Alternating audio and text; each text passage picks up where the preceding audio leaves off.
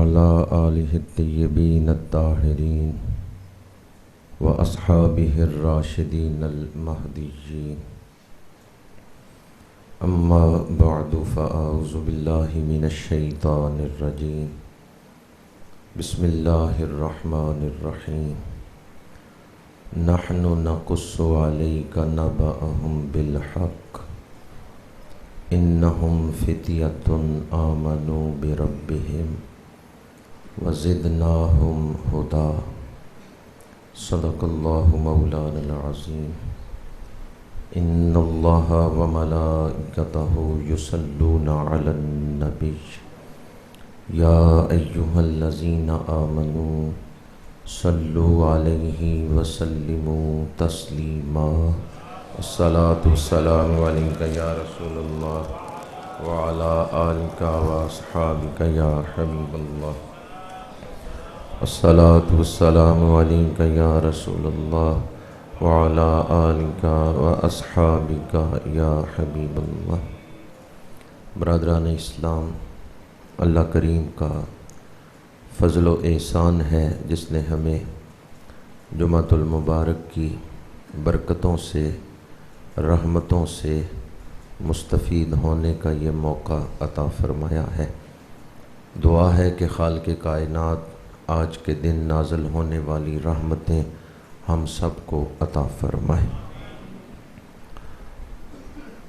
خطبہ کے دوران میں نے سورہ کہف کی ایک آیت مبارکہ تلاوت کرنے کا شرف حاصل کیا ہے. چند گھڑیاں اس آیت مبارکہ کی روشنی میں گفتگو کروں گا. توحید، رسالت اور ولایت، یہ تینوں چیزیں ایک ترتیب کے ساتھ آپ کے سامنے بیان کروں گا. اللہ تعالی حق گوئی کی توفیق عطا فرمائے. اس کائنات کی سب سے بڑی حقیقت اللہ کی ذات ہے. اللہ اس کائنات کا خالق ہے، مالک ہے، رازق ہے. اسی نے اس کائنات کو بنایا ہے، وہی اس کائنات کا نظام چلا رہا ہے. اور کائنات کا سفر جب مکمل ہوگا تو لوٹنا اللہ ہی کی طرف ہے. اسی کے امر سے ہمیں وجود ملا ہے اور زندگی کا سفر طے کر کے ہم نے واپس اسی کی بارگاہ میں حاضر ہونا ہے. اس کائنات کی سب سے بڑی حقیقت اور سب سے بڑی طاقت اللہ ہے. اللہ کی معرفت، اللہ کی پہچان اور اللہ کا قرب حاصل کرنا، یہ انسان کی معراج ہے، یہ انسان کی سب سے بڑی سعادت ہے. اور اسی کے لیے انسان کو تخلیق کیا گیا. لیکن اس وقت بھی دنیا میں اکثریت ایسے لوگوں کی ہے جو اللہ کی ذات کے عرفان سے محروم ہیں، اس کی بارگاہ سے دور ہیں. قرآن مجید نے متعدد مقامات پر اللہ تعالیٰ کی شان بیان کر کے اس کی معرفت کروائی ہے. تمام آسمانی کتابوں کا خلاصہ اور نچوڑ قرآن پاک میں موجود ہے، اور سارے قرآن پاک کا خلاصہ سورۃ فاتحہ ہے. اور سورۃ فاتحہ کا آغاز اللہ کی معرفت سے ہو رہا ہے. الحمدللہ رب العالمین الرحمن الرحیم مالک یوم الدین ایاک نعبد و ایاک نستعین. یہ اللہ تعالیٰ کی پہچان کروائی جا رہی ہے اس کی شان بیان کر کے، کیونکہ یہی انسانی تخلیق کا مقصد ہے. جو مقصد ہے انسان کو بنائے جانے کا، وہی مقصد ہے قرآن کو اتارنے کا، تاکہ قرآن مجید پڑھ کے ایک انسان بندہ مرتضیٰ بن جائے.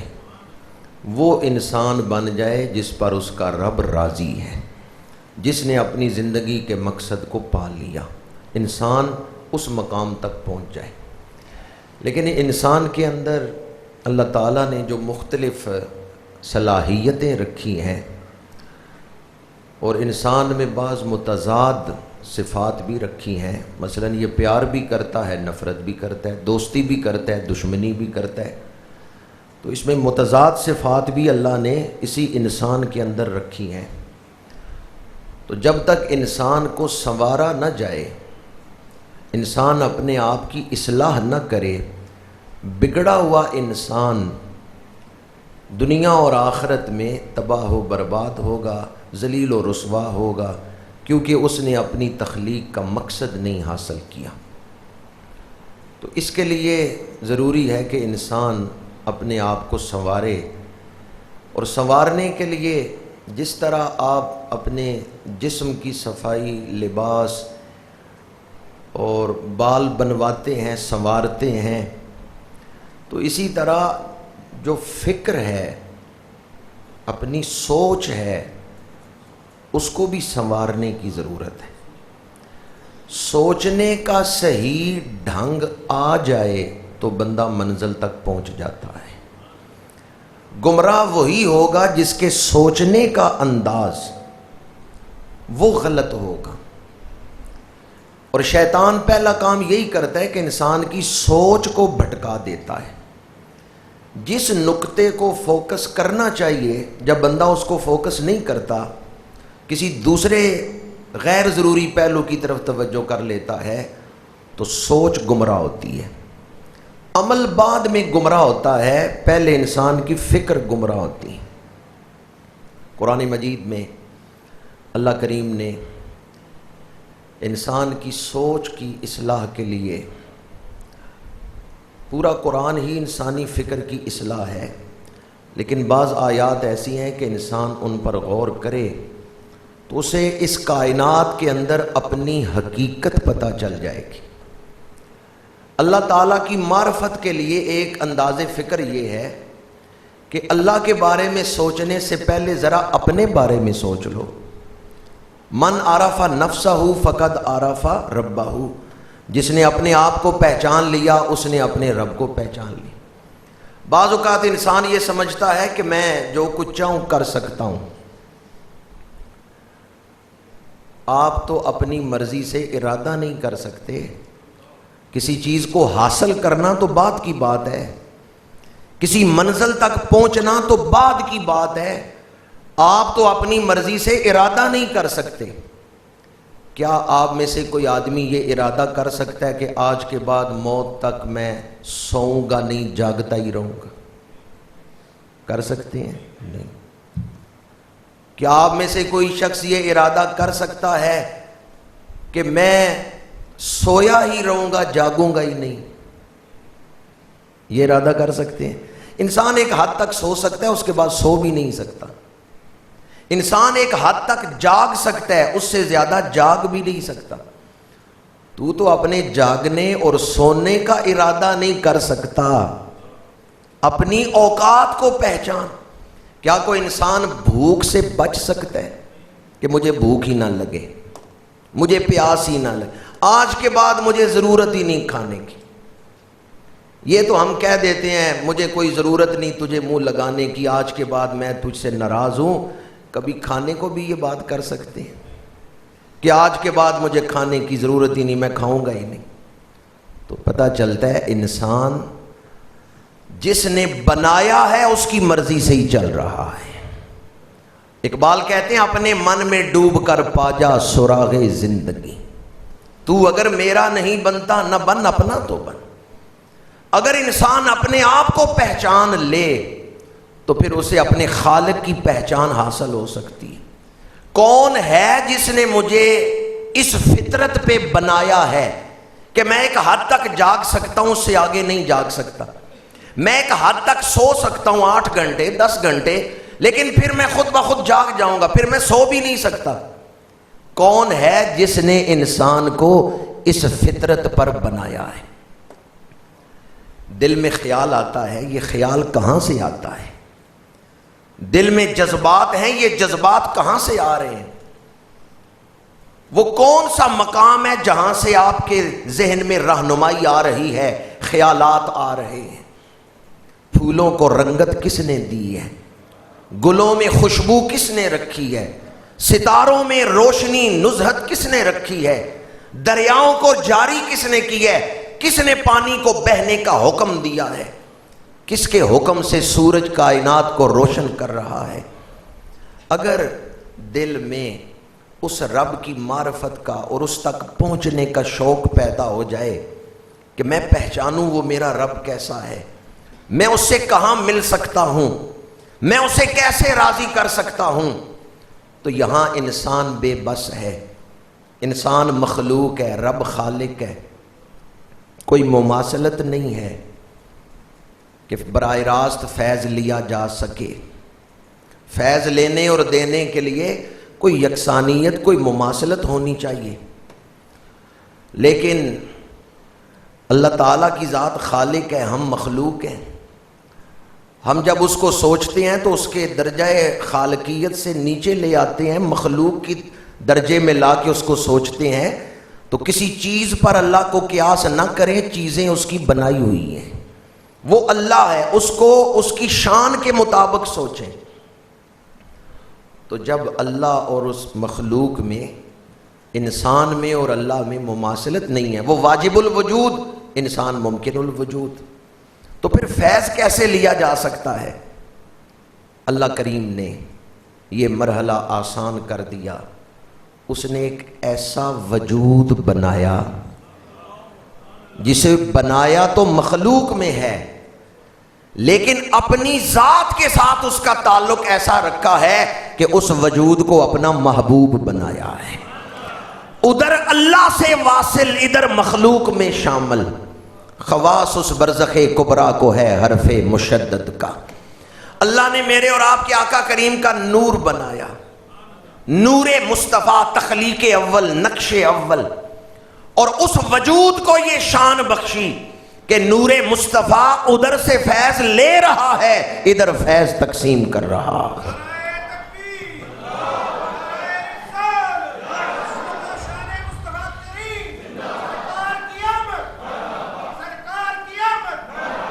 وَمَا أَرْسَلْنَاكَ إِلَّا رَحْمَةً لِّلْعَالَمِينَ، محبوب ہم نے آپ کو عالمین کے لیے رحمت بنایا۔ اس کی ایک تفسیر یہ ہے، عالمین میں جسے وجود ملا ہے وجود مصطفیٰ کا صدقہ ہی ملا ہے، عالمین میں جسے خوبیاں ملی ہیں، صفات ملی ہیں، کمالات مل رہے ہیں، وجود مصطفیٰ کا صدقہ ہی مل رہے ہیں۔ حضور رحمت للعالمین ہیں۔ اس کی ایک تفسیر کہ اللہ کی بارگاہ سے براہ راست، دیکھیں اللہ کریم نے کوہ طور پہ صفاتی تجلی کا عکس ڈالا، کوہ طور برداشت کر سکے تو براہ راست اس بارگاہ سے کوئی فیض لے سکتے ہیں؟ کوہ طور کا واقعہ تو آپ نے اکثر سنا ہوگا، حضرت موسیٰ علیہ السلام نے دیدار کی خواہش کی، اللہ نے فرمایا میں پہاڑ پہ صفاتی تجلی کا عکس ڈالتا ہوں، اگر یہ ٹھہرا تو پھر آپ میری طرف نگاہ فرمائیں۔ تو کیسے پہاڑ ریزہ ریزہ ہو گیا ہے۔ براہ راست اللہ کی بارگاہ سے فیض حاصل کرنے کے لیے وجود مصطفیٰ بنایا گیا ہے۔ آپ ریل بناتے ہیں قرآن رکھنے کے لیے، ریل بناتے ہیں کس لیے؟ تو جب ریل بنا رہے ہوتے ہیں مقصد ذہن میں ہوتا ہے نا کہ اس میں قرآن رکھنا ہے۔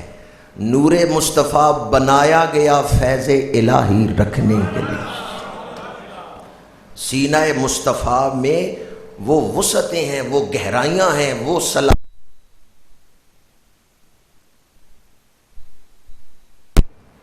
کہ آپ براہ راست اللہ کی بارگاہ سے فیض حاصل کر کے کائنات میں تقسیم فرما رہے ہیں۔ اب اللہ تک پہنچنا ہے تو کس بارگاہ میں پہنچنا ضروری ہے؟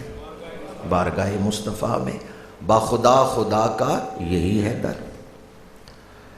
حضور کی بارگاہ میں دو قسم،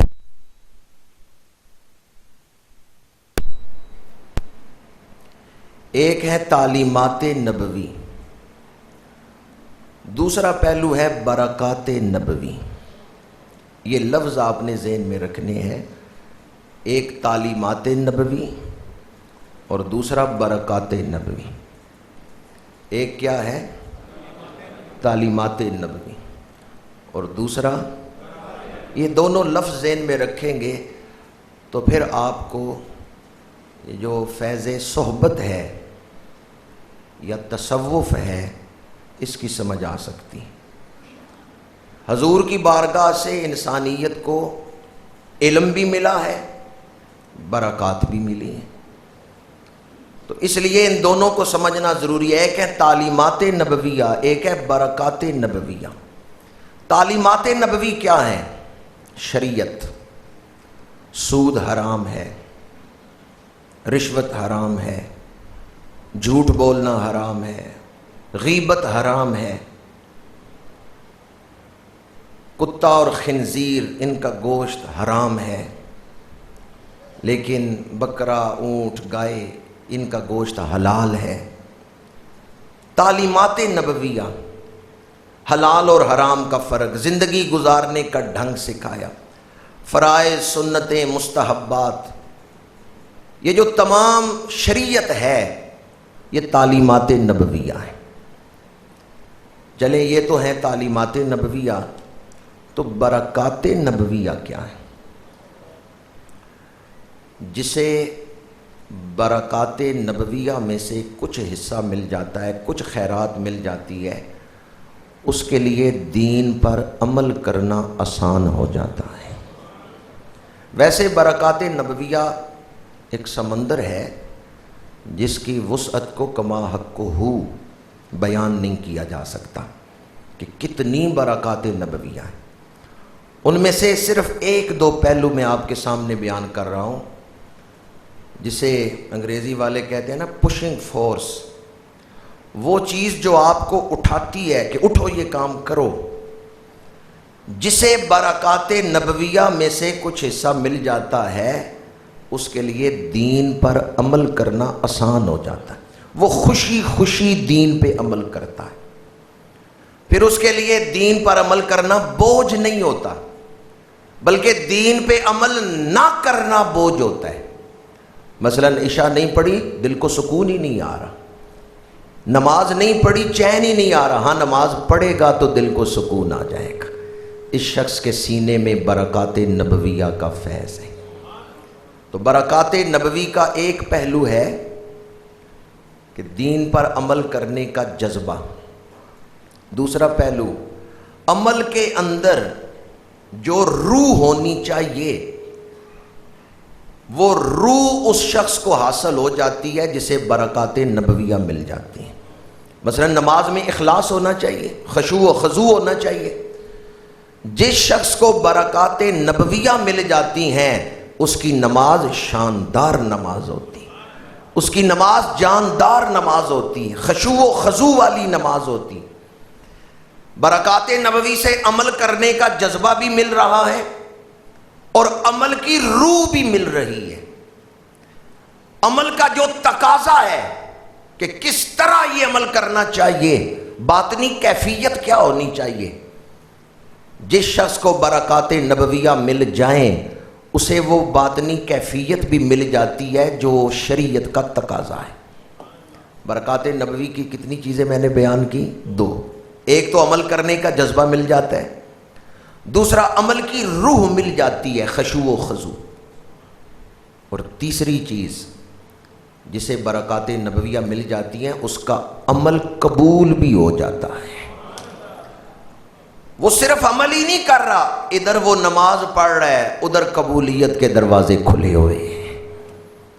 تو پھر ہم سب کے لیے صرف تعلیمات نبویہ کا علم حاصل کرنا ہی ضروری ہے یا برکات نبوی حاصل کرنا بھی ضروری ہے؟ برکات نبویہ حاصل کرنا بھی ضروری۔ اور یہ دوبارہ عرض کر رہا ہوں، برکات نبویہ تو ایک سمندر ہے، ان کی وسعت کو کما حق کو کوئی بیان نہیں کر سکتا۔ میں نے اس میں سے صرف ایک پہلو آپ کے سامنے بیان کیا ہے اور وہ بھی تعلیمات کی نسبت سے بیان کی ہے۔ تعلیمات نبویہ کیا ہیں؟ دین کا علم، حلال و حرام کا علم، جائز اور ناجائز کا علم۔ اور برکات نبویہ کیا ہیں؟ جس کو وہ برکات مل گئیں یا ان میں سے کوئی ایک خاص چیز مل گئی اس کے لیے دین پر عمل کرنا آسان ہو جاتا ہے۔ عمل وہ اس طرح کرتا ہے جس طرح عمل کرنا چاہیے۔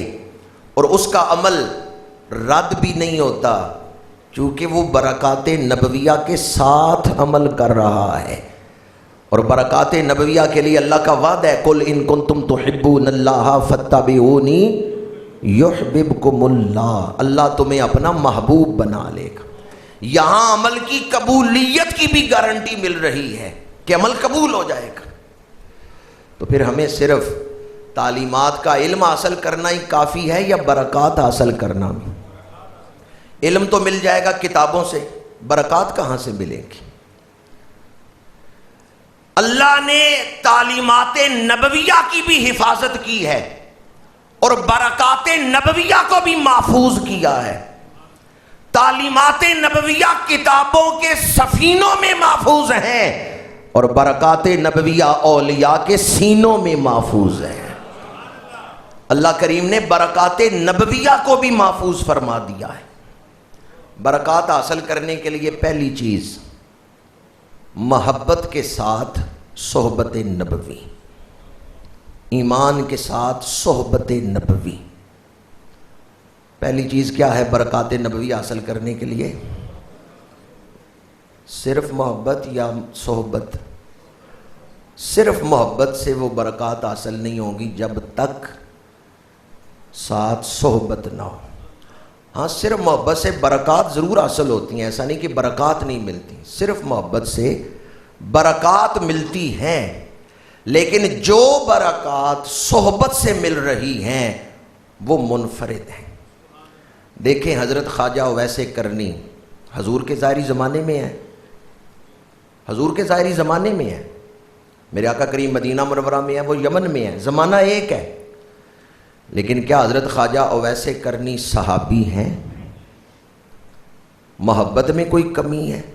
محبت بھی کمال درجے کی ہے، اتباع بھی ہے کمال درجے کی، صحابی کیوں نہیں؟ کیونکہ صحبت نہیں حاصل۔ صحابہ نے صحبت نبوی سے وہ کمال حاصل کیا ہے۔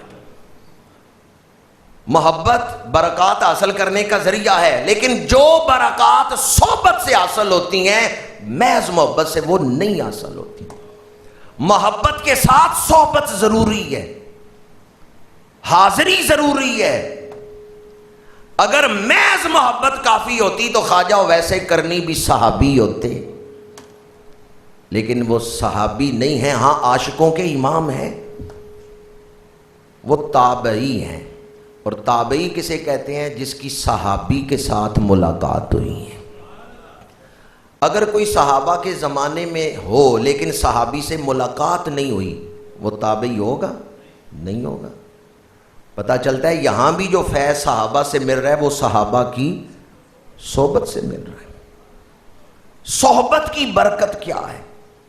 اگر یہ بات دلوں تک پہنچ جائے تو میں سمجھتا ہوں فیض صحبت کی اہمیت یا مضمون جو ہے وہ سارا آپ تک پہنچ جائے گا۔ خواجہ اویس کرنی کے دل میں محبت کمال درجے کی، ہمارا علم تھوڑا ہے، ان کی محبت عرفہ اور اعلیٰ ہے، وہاں تک ہم پہنچ نہیں سکتے جو ان کے سینے میں محبت ہے، لیکن صحابی نہیں ہے۔ کیوں؟ فیض صحبت حاصل نہیں ہے۔ صحبت جن کو ملی ہے حضور کی وہ صحابی بن گئے ہیں۔ تو فیض حاصل کرنے کے لیے جو پہلی چیز ہے وہ کیا ہے؟ فیض، چند لوگ ہی بول رہے ہیں، فیض صحبت۔ اس لیے اولیاء کرام کے مزارات کی جو حاضری ہے نا اس سے بھی فیض ملتا ہے۔ اگر خالی محبت ہی کی بات ہوتی تو پیر میر علی شاہ صاحب سید تھے اور اولاد ہیں حضور غوث اعظم کی، تو کہتے میرے دل میں غوث اعظم کی محبت ہے، مجھے کیا ضرورت ہے پیر سیال کی بیعت کرنے کی؟ پر صحبت سے فیض مل رہا ہے۔ حالانکہ محبت تو ان کے دل میں کامل تھی حضور غوث اعظم کی، اور اولاد ہے غوث اعظم کی۔ اگر صرف محبت ہی کافی ہوتی تو پیر بلے شاہ قصوری کہتے میں بیٹا ہوں غوث اعظم کا۔ حضرت پیر بلے شاہ قصوری کی اولاد، آپ اولاد ہیں غوث اعظم کی اور رگوں میں خون ہے شہنشاہ بغداد کا، لیکن بیعت ہوئے ہیں حضرت شاہ عنایت قادری کی۔ یہ سید بھی نہیں ارائی ہیں، وہ سید ہیں جو بیعت ہو رہے ہیں۔ پتہ چلتا ہے محبت تو ان کے دل میں کامل تھی اپنے آباء و اجداد کی مشائخ کی، لیکن فیض حاصل کرنے کے لیے فیض والے کی صحبت ضروری ہے۔ فیض حاصل کرنے کے لیے کس کی صحبت ضروری ہے؟ فیض والے کی صحبت ضروری ہے۔ حضور غوث اعظم سے صحبت نہیں مل رہی ہمیں، کیونکہ ان کا زمانہ اور ہمارا زمانہ اور۔ فیض حاصل کرنے کے لیے صحبت ضروری ہے، جس کے پاس فیض ہے اس کی خدمت، اس کی صحبت ضروری ہے۔ پنجابی میں عارف کھڑی نے کہا صحبت مجلس پیر میرے دی، بہتر نفل نمازو، ہک ہک سخن شریف انہاں دا کردائے محرم رازو، یک زمانہ صحبت با اولیاء، بہتر از 100 سالہ طاعت بے ریا۔ میں یہاں نوجوانوں کی بھی بڑی توجہ چاہتا ہوں، اگر اچھی صحبت سے فیض مل رہا ہے تو بری صحبت کا بھی اثر تو ہوتا ہوگا۔ ایک حدیث پاک ہے، حضرت ابو ہریرہ رضی اللہ تعالیٰ عنہ راوی ہیں، میرے آقا کریم نے فرمایا کہ آدمی اپنے دوست کے دین پر ہوتا ہے، یعنی صحبت کا تصورات پر، نظریات پر، عقائد پر، ذہن سازی پر بڑا اثر ہوتا ہے صحبت کا۔ اس لیے دوست بناتے ہوئے بڑا اس بات کا خیال رکھیں۔ یہاں تک بھی احادیث موجود ہیں کہ بکریاں پالنے والے پر بکریوں کی طبیعت کا اثر ہوتا ہے، اثر ہوتا ہے کہ اس کے دل میں بھی عاجزی آ جاتی ہے۔ جو بکریاں پالنے والا ہوتا ہے اس کے دل میں بھی عاجزی ہوتی ہے۔ تو اس سے اگر جانوروں تک کی صحبت کا اثر انسان کی طبیعت پہ ہو جاتا ہے، حالانکہ وہ بول کے تو کچھ نہیں بتا رہے، تو انسانی صحبت کا اثر کیا ہو؟ کتے رکھنے سے گھر میں منع کیا گیا، کیوں؟ ان کی طبیعتوں میں نجاست ہے، خباثت ہے۔ ویسے ان کے وجود میں بھی نجاست ہے، لیکن اور جو ان کی برائیاں ہیں، یہاں تک کہ یہ شیر چیتے کی کھال پہ بیٹھ کے کھانا کھانے سے منع کیا گیا۔ جن جانوروں میں درندگی ہے ان کی تو کھالیں بھی ٹیبل پہ رکھنے سے منع کیا۔ تو یہ ساری چیزیں اس بات کی طرف رہنمائی کرتی ہیں، صحبت سالے تورا سالے کنت، صحبت تالے تورا تالے کنت۔ نیک کی صحبت تجھے نیک بنا دے گی اور بروں کی صحبت تجھے برا بنا دے گی۔ پہلے کسی دور میں صحبت کا یہ مضمون ایک خاص زاویے سے اہمیت رکھتا تھا، لیکن آج کل تو ہر آدمی صحبت کی ایک قسم بن گئی ہے، یہ سوشل میڈیا۔ اب اس سے بچنا کتنا اہم اور کتنا ضروری ہے کہ آدمی سوشل میڈیا کے ذریعے ہی اچھی یا بری صحبت کا شکار ہو جاتا ہے۔ بظاہر دوستی نہیں ہے، لیکن سوشل میڈیا کی وجہ سے ہی اس کا ماحول یا اچھا بن سکتا ہے یا برا بن سکتا ہے۔ تو اس لیے سوشل میڈیا استعمال کرتے ہوئے بھی اس بات کا خیال رکھیں کہ صحبت کا انسان کے ایمان پر بڑا اثر ہوتا ہے۔ صحبت ہی کی اہمیت تھی کہ اصحاب کہف آبادی چھوڑ کر غار میں چلے گئے، چونکہ دور کفر کا تھا، اور دقیانوس بادشاہ نے کہا کہ مجھے سجدے کرو، خدا بن بیٹھا، سجدے کروانے لگا۔ ان نوجوانوں نے کہا اگر ہم یہاں رہتے ہیں تو بادشاہ ہم سے سجدہ کروائے گا، اگر ہم سجدہ کرتے ہیں تو اللہ پر ایمان جاتا ہے، اور اگر سجدہ نہیں کرتے تو یہ سر قلم کر دے گا، ہمارے لیے آئندہ نسلوں تک حق پہنچانا مشکل ہوگا، تو چلو ہم آبادی چھوڑ کے غار کی طرف چلتے ہیں، وہاں گوشہ نشین ہوتے ہیں، اپنا ایمان بچاتے ہیں۔ از اول فتیاتو الی الکہف، جب کچھ نوجوان غار کی طرف آئے۔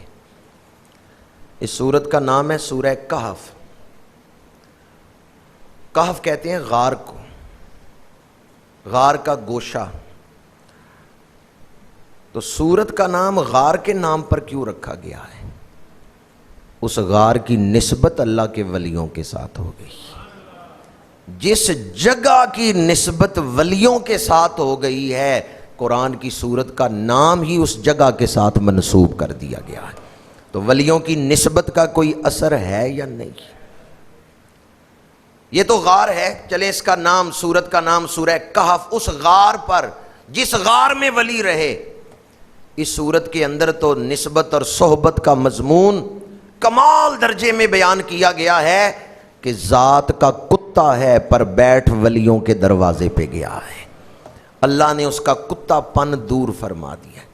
وَقَلْبُهُمْ بَاسِطٌ ذِرَاعَيْهِ بِالْوَسِيدِ، ان کا کتا ان کے دروازے پہ بازو پھیلا کے بیٹھا ہوا ہے۔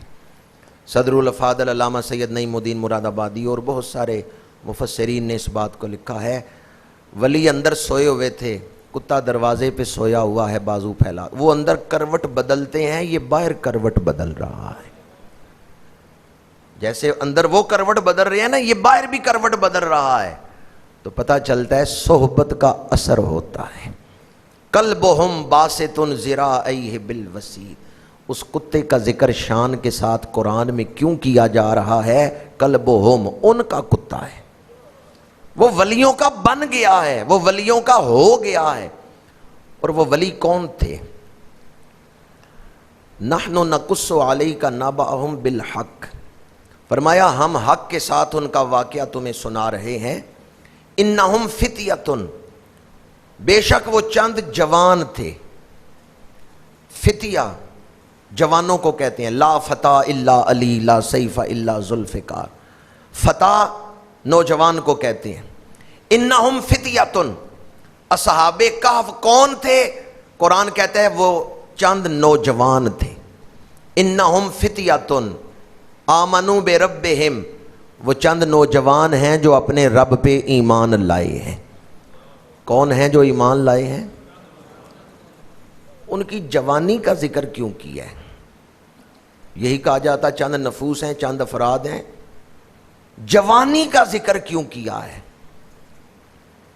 انسانی زندگی میں سب سے خوبصورت مرحلہ جو ہے وہ جوانی ہے۔ ویسے بالعموم 3 مرحلے ہیں، بچپن، جوانی، بڑھاپا۔ بچپن میں صلاحیتیں پروان چڑھ رہی ہیں، بڑھاپے میں صلاحیتیں گھٹتی جاتی ہیں، لیکن انسانی صلاحیتیں پورے جوبن پہ ہوتی ہیں تو جوانی میں ہوتی ہیں۔ تو انسانی زندگی کا سب سے خوبصورت عرصہ کون سا ہے؟ جوانی۔ اس میں صلاحیتیں پورے جوبن پہ، پورے نکھار پہ ہوتی ہیں، امنگوں کا طوفان ہوتا ہے، سینے میں ترنگ ہے، پنڈلیوں میں جان ہے، بازوؤں کی مچھلیوں میں طاقت ہے، انسان کچھ کرنا چاہتا ہے، اور کرنا چاہے ارادہ کرے کچھ کرنے کا تو جسم ساتھ دیتا ہے، یاداشت ساتھ دیتی ہے، یہ جوانی ہے، اس میں صلاحیتیں پورے عروج پہ ہیں۔ حدیث مبارکہ میں ہے قیامت کے دن جب لوگ اپنی قبروں سے اٹھیں گے، اس وقت تک ایک قدم آگے نہیں اٹھا سکیں گے جب تک 5 سوالوں کے جواب نہ دے لیں۔ مسند امام احمد میں یہ حدیث۔ پہلا سوال، زندگی کن کاموں میں گوائی؟ دوسرا سوال، جوانی کی طاقت کن کاموں میں لگائی؟ تیسرا سوال، مال کہاں سے کمایا؟ چوتھا سوال، مال خرچ کہاں کیا؟ اور 5واں سوال، علم پہ عمل کتنا کیا؟ اگر آپ توجہ سے سن رہے ہیں تو یہ تو بتائیں دوسرے نمبر پہ کون سا سوال حدیث میں ہے؟ جی، جوانی کی طاقت کہاں خرچ کی؟ جب یہ پوچھ لیا کہ زندگی کن کاموں میں گوائی، تو پھر دوبارہ جوانی کا پوچھنے کی ضرورت کیا تھی؟ جوانی خاص نعمت ہے، جوانی خاص نعمت ہے، اس لیے قیامت کے دن اس کے بارے میں سوال ہوگا کہ ہم نے تمہیں جوانی میں جو طاقتیں دی تھیں، صلاحیتیں دی تھیں، وہ توانائیاں تم نے کہاں خرچ کی ہیں؟ یہ حدیث مسند امام احمد میں ہے، لیکن دوسری حدیث جو سنا رہا ہوں وہ بخاری شریف میں ہے۔ میرے آقا کریم نے فرمایا حشر کے میدان میں کہیں سایہ نہیں سوائے عرش کے سائے کے۔ 7 قسم کے لوگ ایسے ہیں جنہیں اللہ اپنے عرش کا سایہ عطا فرمائے گا۔ ان میں بھی دوسرے نمبر پر حضور نے ذکر کیا شاب نشأ فی عبادت اللہ، وہ نوجوان جو جوانی کی دہلیز تک پہنچا ہے اللہ کی عبادت کرتے ہوئے، قیامت کے دن اللہ اسے اپنے عرش کا سایہ عطا فرمائے گا۔ اب ان دونوں حدیثوں کو سامنے رکھیں تو مضمون کیا بنتا ہے؟ قبروں سے اٹھیں گے، جوانی کے بارے میں پوچھا جائے گا، جوانی کی صلاحیتیں کہاں صرف کر کے آئے ہو؟ اب جن کی جوانی اللہ کی عبادت میں گزری ہے، اللہ انہیں عرش کا سایہ عطا فرمائے گا۔ اور لوگ پریشانی میں غمزدہ، یہ نوجوان عرش کے سائے میں کھڑے۔ عبادت بڑھاپے کی کریں، اس کی بھی فضیلت ہے، پر زیادہ فضیلت جوانی کی عبادت، کہ جوانی کی عبادت کی وجہ سے عرش کا سایہ مل رہا ہے۔ بعض لوگ کہتے ہیں بڑھاپے میں جا کے عبادت کر لیں گے، توبہ کر لیں گے، پتہ نہیں بڑھاپے تک جانا بھی ہے یا نہیں۔ کوئی گارنٹی ہے کہ بڑھاپے تک جانا ہے؟ اگلے سانس کا نہیں پتا۔ کئی دفعہ بوڑھے لوگوں نے جوانوں کی میتیں اٹھائی ہے، موت جوانی میں بھی آ سکتی ہے۔ یہ کس نے آپ کو کہہ دیا کہ بڑھاپے میں جا کے عبادت کر لینا خیر ہے، جوانی گمراہی میں ہی گزار لو؟ بسا اوقات جوانی میں دل پہ کوئی ایسی سیاہی لگ جاتی ہے، بڑھاپے تک اترتی نہیں۔ شیطان کے دل پہ ایک پھٹکار ہی پڑی ہے، اور اس پھٹکار سے ہی وہ مردود ہو گئے۔ اس لیے ایک ایک لمحے کی قدر کریں، ایک لمحے کو بھی غفلت میں نہ گزاریں۔ جوانی ہمیشہ رہے گی، جوانی یہی 25-27 سال ہے، 30 سال ہے، یوں کہہ لیں کہ 15-16 سال سے 50 سال تک یہی جوانی ہے۔ 30 سال ہوگی، 18 سال سے کر لیں 45 یا 50 سال تک، 50 کے بعد تو پھر توانائیاں مزید گھٹنا شروع ہو جاتی، بڑھاپے کا سفر شروع ہو جاتا۔ اگر جوانی ہمیشہ رہنے والی چیز ہوتی تو مجھے وہ لوگ نہ نظر آ رہے ہوتے جن کی داڑیاں سفید ہو چکی ہیں۔ یہ سفید داڑیاں بتا رہی ہیں جوانی تھوڑے عرصے کے لیے دی گئی ہے، اس جوانی کو ضائع نہ کرو، اس سے کچھ کما لو۔ جوانی داتا صاحب نے بھی گزاری ہے، جوانی حضور غوث اعظم نے بھی گزاری ہے۔ وہ بچپن سے براہ راست بڑھاپے تک تو نہیں نہ پہنچ گئے، جوانی تو انہوں نے بھی گزاری۔ جوانی امام ربانی سیدنا مجدد الفسانی نے بھی گزاری، اعلیٰ حضرت شاہ احمد رضا خان نے بھی جوانی گزاری۔ پر ان ہستیوں نے جوانی اتنی سونی، اتنی پاکیزہ گزاری ہے، ان کی عبادت اور ریاضت کی برکت سے آج بھی امت مسلمہ مستفید ہو رہی ہے۔ ان کی جوانی کی برکات کہ انہوں نے وہ عبادت کی، وہ ریاضت کی، آج بھی امت مسلمہ ان برکات سے مستفید ہو رہی۔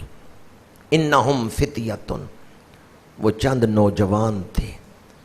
قرآن پاک نے اصحاب کہف کا ذکر کیا تو کس طرح تعارف کروایا؟ وہ چند نوجوان تھے، ان کا نام نہیں لیا، ان کے شہر کا نام بھی نہیں لیا، ان کی ذات بھی نہیں بتائی کہ جٹ تھے یا ملک تھے، کس ذات سے تعلق رکھتے تھے۔ نام تفسیروں میں مل جاتا ہے، یا پھر تفسیروں میں ان کے شہر کا بھی پتہ چل جاتا ہے، بادشاہ کا بھی کہ دقیانوس بادشاہ تھا۔ قرآن نے کس چیز کو بیان کیا ہے؟ نام بیان کیے ہیں، ان کے علاقے کا، شہر کا نام بیان کیا ہے، ان کی ذات بیان کی ہے۔ قرآن نے صرف کام بیان کیا ہے، کام اعلیٰ تھا۔ تو اللہ کی بارگاہ میں کسی کا تعارف اس کے نام کی وجہ سے ہے یا کام کی وجہ سے؟ اوتھے عملاں دے ہونے نے نبیڑے، کسے نہیں تیری ذات پوچھنی۔ اصحاب کہف کا نام نہیں لیا جا رہا، شہر کا نام بھی نہیں، ذات بھی نہیں، قوم برادری بھی نہیں، کام بیان کی کہ کام بڑا اعلیٰ ہے۔ بندہ مکے کا نیشنلٹی ہولڈر ہے، مکے کا رہنے والا ہے، ذات قریشی ہاشمی ہے، ذات بھی اعلیٰ ہے، قریشی ہے بھی مکے کا رہنے والا، اور پرسنالٹی بھی بڑی خوبصورت ہے، نام عبد العزہ ہے، پر چہرہ اتنا سرخ و سفید ہے کہ لوگ اسے ابو لہب کہتے ہیں۔ اب دیکھیں تینوں چیزیں ہیں، مکے کا رہنے والا، قریشی ہاشمی، چہرہ خوبصورت ہے، ابو لہب کہتے ہیں، حالانکہ نام عبد العزہ تھا۔